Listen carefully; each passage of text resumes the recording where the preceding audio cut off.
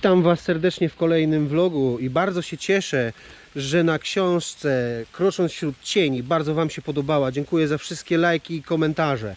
Ale słuchajcie, Chris ostatnio wydał nową książkę. Dziennik z podróży dookoła świata, słuchajcie. I kupując tą książkę, opowiem Wam małą teraz historię. Krzysztof zaproponował, że samemu mi ją wręczy i da mi autograf.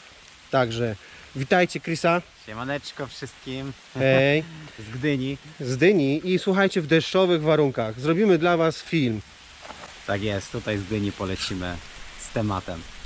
To co, bierzemy autograf, nie? Teraz tak? Podpisać czy? Okej. W lesie. W lesie. Czekaj, tylko strona tytułowa. O. Dobra. Nagrywasz, tak? Wiem, że to... Mamy to. Mamy to, słuchajcie. Mamy to i lecimy dalej z tematem. Także zapraszamy. Zaraz ci powiem, co nagrywamy, jak kamera akcja. Teraz zrobimy tak. Redaktor. Redaktor. Dobra. I tak, słuchajcie.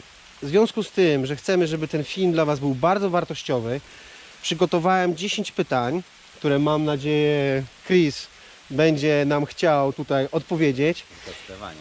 Tak, i słuchajcie, wpadłem na taki pomysł, że cały dochód z reklam z tego filmu będzie przekazany na Fundację Pajacyk i jak będzie 100 000 wyświetleń, pokażę Wam, ile na nim zarobiłem i całość przelejemy na fundację. I tak, po 1 000 000 wyświetleń i tak dalej. Także jest. zapraszamy. No tak. Dobra, słuchajcie, już Chris jest z nami z powrotem w lesie, deszcz pada, jedziemy z tematem. Pierwsze pytanie, słuchajcie, skąd pomysł na nową książkę? No przede wszystkim chciałem kontynuować, można powiedzieć, serię książek podróżniczych, tak jak to w przypadku Krocząc wśród cieni szlakiem solo podróżnika, tak po ostatniej zeszłorocznej podróży dookoła świata stwierdziłem, że warto by było spisać wartości, które nabyłem podczas tej podróży, no bo nie była ona przypadkowa, więc znów chciałem się podzielić tym, co gdzieś tam tli się w moim sercu, tymi właśnie wartościami, które zebrałem podczas podróży. No i podzielić się takim doświadczeniem tego, że jednak mimo wszystko warto realizować marzenia, swoje cele, spisać to i też przekazać najbliższym osobom, które są wokół mojej marki. Dlatego też poczyniłem 3. książkę, Dziennik z podróży dookoła świata. No i taka była tak naprawdę idea tego, aby kontynuować dalej losy podróżnicze. Ja już nie mogę się doczekać, kiedy ją zacznę czytać. Kamera akcja. Pytanie numer 2. Dlaczego podróż dookoła świata? Podróż dookoła świata zrodziła się znów z myśli takiej, można powiedzieć, ekspansji swoich marzeń czy strefy komfortu, no bo wcześniej podróżowałem, też nie były to małe podróże, aczkolwiek chciałem gdzieś tam poszerzyć sobie organizację tej podróży, no i siłą rzeczy chciałem polecieć dookoła świata. Tak jak to historycznie też zawsze dobrze brzmiało i było taką formą motywacji, to ja też stwierdziłem, że okej, ta następna podróż musi być dookoła świata. Po prostu miałem taką chęć, żeby zwiedzić to, no po kolei sobie przylecieć kulkę dookoła. No i tak naprawdę stawiłem przed sobą takie wyzwanie, któremu stawiłem czoła. No i de facto po prostu reasumując jedno z wielkich marzeń, tak? Więc w taki sposób do tego podchodziłem, żeby jednak poszerzyć i strefę komfortu i doświadczyć jeszcze więcej, no bo podróż dookoła świata wiąże się no, z wieloma kulturami, z wieloma gdzieś tam doświadczeniami na miejscu, językami. Także chłonąc takie doświadczenie, takie wartości, też wyciągasz mnóstwo wniosków na to, że Polska jednak jest zajebista. I słuchajcie, wielkie szace ode mnie dla Chrisa, bo wiele osób marzy o tym, żeby w ogóle gdziekolwiek wyjechać, a już nie mówiąc o wycieczce dookoła świata, a Ty to zrobiłeś i brawo Ty. Dziękuję Ci. Nie przejmuj się. Warunki. Nagrywasz szerokokątny? tak zapytam? Tak, ale takim tym, spokojnie. Tak nie będzie, wiesz, nie. Tak. Nagrywam tak jak zawsze nagrywam. Okej. No, mogę już nagrywać? Dobra, słuchajcie. No to teraz dobre pytanie o pieniądzach. Numer 3. Ile potrzebujesz pieniędzy, aby podróżować, Chris? No to tak naprawdę to zależy, bo możemy skategoryzować to na dwa sposoby. Możemy podróżować po prostu all inclusive w jedno miejsce raz w roku, a możemy podróżować samodzielnie po świecie, budując siatkę wielu miejsc. Tak więc to zależy tak naprawdę od osoby, od pary, od rodziny. Ile potrzebujemy, no to myślę, że każdy wie, ile kosztują wakacje, można powiedzieć all inclusive, czy to do Grecji, czy Hiszpanii, czy Turcji. Myślę, że to nie są jakieś turbo nieznane kwoty, natomiast jeżeli już myślimy o dalszych, myślę, że to jest bardziej takie wartościowe tu i teraz, żeby o tym powiedzieć. Jeżeli myślimy o jakichś dalszych kierunkach typu Azja, Ameryka Południowa, Północna, no to warto mimo wszystko ogarniać to samemu, jeżeli chodzi o organizację lotów, hoteli, hosteli, Airbnb i tak dalej.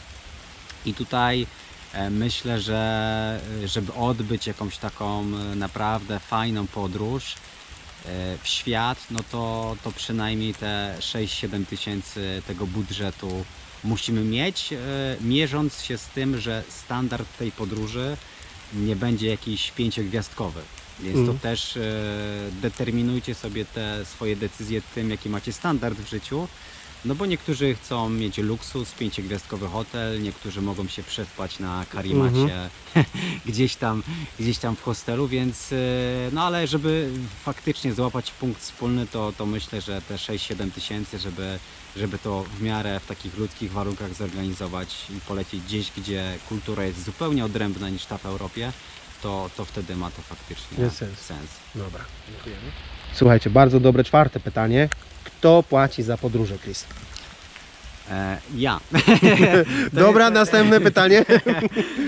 No, dużo osób, które gdzieś tam są wokół mojej marki, zastanawia się tak naprawdę, kto finansuje projekty podróżnicze, które realizuje.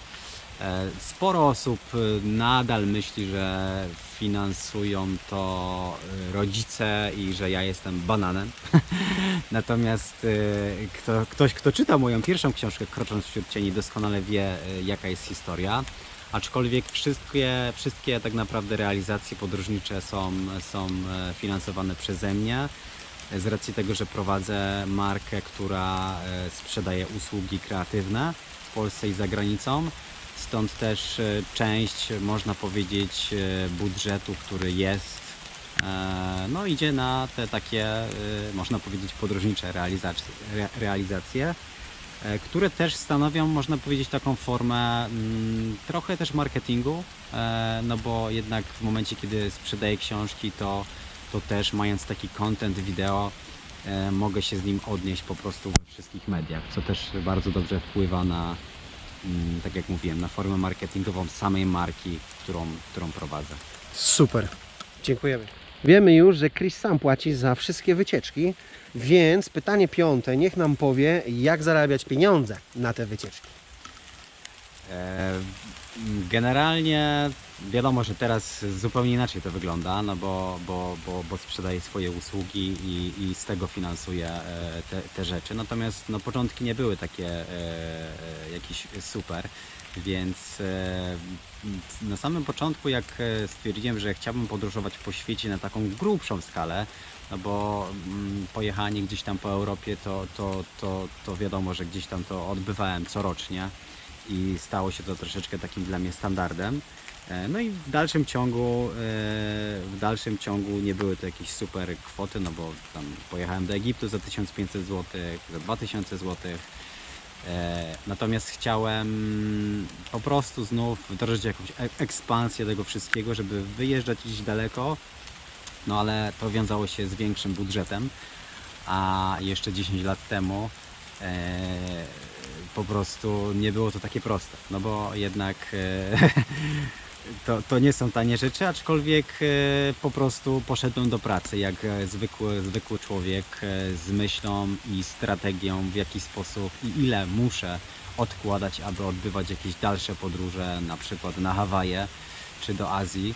Stąd też podjąłem się zwykłej pracy wtedy i na magazynie, i na ochronie, w sklepach, gdzieś tam miałem swoje takie serwisy, gdzie wykładałem towar na zlecenie. Znaczy to nie moje osobiście, tylko po prostu ja byłem jako pracownik na etacie, więc przelatywałem kilka, można powiedzieć, etatów na co dzień, żeby oszczędzać, więc to mnie wykluczyło z takiego życia trochę społecznego na rzecz swoich marzeń, więc też troszeczkę podupadły znajomości, no bo poświęcałem się pracy na etacie, odkładałem wszystkie pieniążki do tego, żeby móc sobie na to pozwolić, no i coś kosztem czegoś tak naprawdę.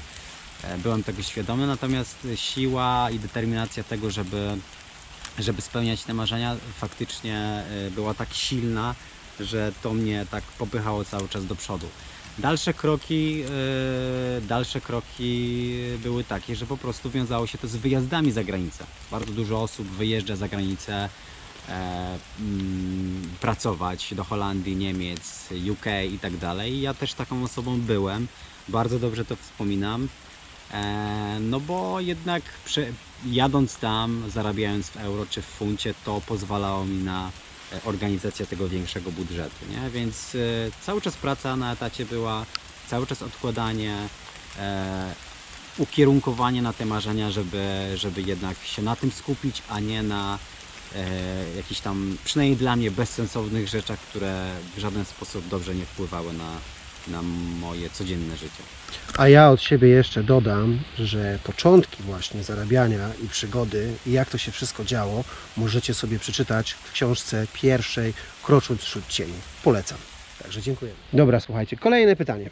Najciekawsze miejsce, Chris, w którym byłeś? Tak jednym zdaniem? Czy... Może być dobra, dwoma. Znaczy, najciekawsze miejsce to Wyspy Komodo w Indonezji. Jako numer 1 to jest coś niesamowitego. Jak możecie, to sobie zobaczcie na internecie, na YouTubach, na Google'ach. Fenomenalne miejsce, naprawdę. Warany, w ogóle jak na Marsie się człowiek czuje.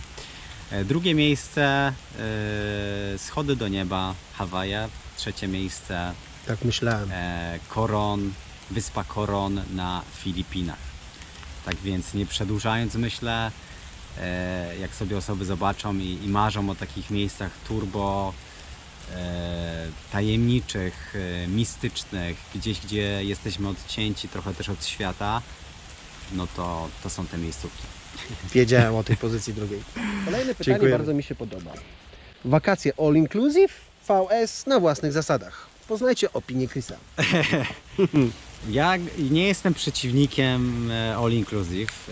Zdarza mi się, bardzo rzadko, ale zdarza mi się jeździć na takie wakacje, gdzie po prostu leżę i odpoczywam i to jest bardzo, bardzo dla mnie wartościowe, bo faktycznie wtedy odpoczywam, niżeli jak jadę na własnych zasadach, bo wtedy to wiąże się też z bardzo dużą organizacją podróży, więc nie neguję tego. Myślę, że każda osoba, każda para musi po prostu podjąć decyzję, czego oczekuje od wyjazdu. Czy to jest turbo odpoczynek, czy to jest roller coaster jakiś marketingowy, związany z bardzo dużą organizacją podróży. To już od człowieka zależy. Ja robię i tak i czuję się i w tym dobrze. Więc jakby obie opcje są dobre, w zależności od osoby, od okresu, od rodzaju podróży, czy to jest skakanie z wodospadów, czy właśnie schody do nieba, jakieś ekstremalne, czy to jest raczej leising, plażing i jakieś tam napoje. Dajcie znać w komentarzu, jakie Wy preferujecie w czasy all inclusive, czy tak po prostu. Także jedziemy dalej. Dobra, słuchajcie, bardzo dobre pytanie, bo będę ja samemu chciał książkę wydać, więc zadamy ją Chrisowi. Jak wydać swoją książkę? Już nie skupiajmy się, przepraszam, jak ją napisać i w ogóle, jak już ją wydać? Jakie są możliwości? No, bardzo szeroki temat. Skondensuję to tak dosyć mocno. Natomiast pierwszą rzeczą, którą musimy zrobić, to najlepiej skontaktować się z projektantem, który ma tak naprawdę know-how, w jaki sposób to zrobić, czyli mogę to być ja de facto. Nie chciałem mówić. Bo ja projektuję też takie rzeczy. Natomiast to jest pierwsza rzecz. Kontakt z projektantem, który ma całe know-how, żeby wydać książkę. Wiadomo, musimy już w jakiś sposób mieć w głowie taki mały plan, co chcielibyśmy wydać, jaki to jest gatunek książki, czy chcielibyśmy ją sprzedawać przez siebie, czy chcielibyśmy ją dystrybuować w całej Polsce, no bo strategii tak naprawdę sprzedaży jest mnóstwo. Gdzie projektant też w tym procesie powinien pomóc. Powinniśmy oczywiście nabyć licencję kodów ISBN, jeżeli chodzi o dystrybucję ogólnopolską. Powinniśmy w jakiś sposób myśleć też o drukarni, jeżeli chodzi o druk książki, w jakiej oprawie, gdzie, na jakim papierze. Więc taką drogą na skróty tak naprawdę jest kontakt z osobą, która albo już wydała faktycznie książkę i wie, w jaki sposób to robić, albo jest to specjalista typu właśnie projektant, który ma całe know-how, jeżeli chodzi o ułożenie tego w jedną całość i przeprocesowanie tak naprawdę takiego autora przez ten proces tak naprawdę za rączkę, żeby ta osoba mogła się skupić na swojej twórczości. A jest mnóstwo takich osób, które są bardzo, bardzo nastawione na taki artyzm, na taką sztukę, gdzie są mocno odklejeni od rzeczywistości, są skupieni na swojej twórczości i chcą po prostu mieć support osoby, która ich przez ten proces przeprowadzi. Także ja bym mógł tu o tym procesie mówić przez 20 minut, ale myślę, że nie mamy czasu. Gdyby ktoś miał jakieś pytania, to śmiało w komentarzach. Ja osobiście na wszystkie odpowiem. Chris, czyli tak jak ja myślę o napisaniu i wydaniu swojej pierwszej książki, to mogę do Ciebie wbijać. Tak, zdecydowanie tak. Cały proces. Wrócimy do tego tematu jeszcze. Wrócimy. Także na razie dziękujemy. Super. Redaktor. Czy będzie kolejna książka? Szczerze, grubo się nad tym zastanawiam. Na dzień dzisiejszy są 3 publikacje podróżniczo-rozwojowe. Dużo gdzieś rzeczy się dzieje wokół tego, dużo się dzieje rzeczy wokół ogólnie projektowania gdzieś tam przy moich usługach. Dużo jest planów tak naprawdę na nowe rzeczy, jeżeli chodzi o czy to podróże, czy też realizację i rozwijanie mojej marki. Stąd też wydaje mi się, że na ten moment nie ma planu na kolejne książki. Aczkolwiek no ciężko jest powiedzieć też na dzień dzisiejszy, bo życie się zmienia, wiesz, w 2 godziny decyzje padają jakieś, szczególnie w takim rollercoasterze, w jakim ja żyję, więc no zobaczymy. Myślę, że tli mi się z tyłu głowy jakiś tam pomysł, ale związany z Madagaskarem, ale nie wiem, czy powstanie z tego nowa publikacja. Ciężko mi powiedzieć, w zależności od tego, jakie będę miał doświadczenia i jakie wartości będę mógł wyciągnąć z takiej podróży, no bo też chcę się dzielić czymś, co jest zupełnie nowe, świeże, mam nowe spostrzeżenia, nowe wartości, którymi chcę się podzielić i które uważam za bardzo pomocne. A nie chciałbym tworzyć gdzieś tam czegoś, co jest podobne, pokrewne. Raczej chciałbym zmierzać w coś, gdzie odkryję jakieś nowe gdzieś tam swoje przemyślenia. Ciężko powiedzieć. Na dzień dzisiejszy nie ma pomysłów na taką kontynuację, ale może się to zmieni. To kolejne pytanie będzie w sam raz. Dobra, słuchajcie. I ostatnie pytanie w lesie, w deszczu, dla moich kochanych widzów. Jaka kolejna podróż, Chris? Kolejna podróż, Szczerze powiem, że planuję wyjechać znów do Azji. Są to startowo będzie to Sri Lanka, być może Indie i do tego wisienką na torcie możliwe, że będą Malediwy. Ja wiem, że to brzmi jakoś tam kosmicznie, ja pierdzielę, że kurde. Natomiast wierzcie mi, że zamkniemy tą podróż, myślę, w 6-7 tysiącach na osobę. Więc A to miło. Nie miejcie wyobrażenia, że tutaj... Miło słuchać, bo sorry, że Ci przerwę, wyjątkowo pierwszy raz. Jak ja ostatnio na tych słynnych Malediwach, tak sobie patrzyłem, żeby wyjechać, to bez 15-18 to nie podchodź. Tak, no, to znowu jest uzależnione tym, wiesz... Czyli no bo, samemu będziesz tak, organizował. tak, No wszystko to jest, samemu i to jest ta różnica. też nie będę, wiesz, spał w 7-gwiazdkowym hotelu. no, Więc wiesz, wiadomo. to też trzeba zwrócić na to uwagę, że my mając na uwadze Instagrama, że wszyscy się lansują No tam, właśnie tak postrzegałem. to wiadomo, że to jest wiadomo, że to jest wszystko gdzieś tam też w miarę możliwości jakoś wykreowane. Nie wszystko, ale sporo rzeczy. Natomiast wracając do wcześniejszego tam pytania, no to musimy zdeterminować swój standard. Dokładnie. Jeżeli ktoś nie może spać w hotelu mniejszym niż 5 gwiazdek, no to sorry, no to ten 15 na same Malediwy musisz zostawić, nie? Tak, no i wiadomo, ludzie jak pracują i chcą wyjechać na Malediwy też, żeby się właśnie pokazać na Facebooku czy na Instagramie, No. to nie będą sobie, że tak powiem, lotów międzykontynentalnych załatwiać i spania nawet na romantycznej plaży, tylko chcą faktycznie biuro turystyczne i wycieczki, to się nie da inaczej. Tak, więc tak, budżetowo w taki sposób pewnie to sobie zamkniemy. O, dobra. Słuchajcie, to na sam koniec, to jest dobre. Chris właśnie dobrze poruszył, że widzimy się za rok w moim studiu, a nie w lesie. Dobra, okej. I słuchajcie, z tego miejsca chciałem bardzo podziękować Chrisowi, że znalazł dla mnie czas, że miałem tą okazję zrobić z nim wywiad. Naprawdę, tu macie na dole, jeszcze Wam wkleję linki do książek oraz do sklepu. Także zapraszam. A Tobie, Chris, życzę dalszych podróży i doświadczenia życia i zdrowia. Ja Tobie też dziękuję. Super rozmowa. Dziękuję. Będziemy się łapać. Także dziękuję też wszystkim, którzy... I trzymamy Chrisa za słowo, że za rok się widzimy w biurze. Tak jest. Wszystkiego dobrego. Również Wam życzę dużo zdrowia i dziękuję, że byliście z nami. Także tak.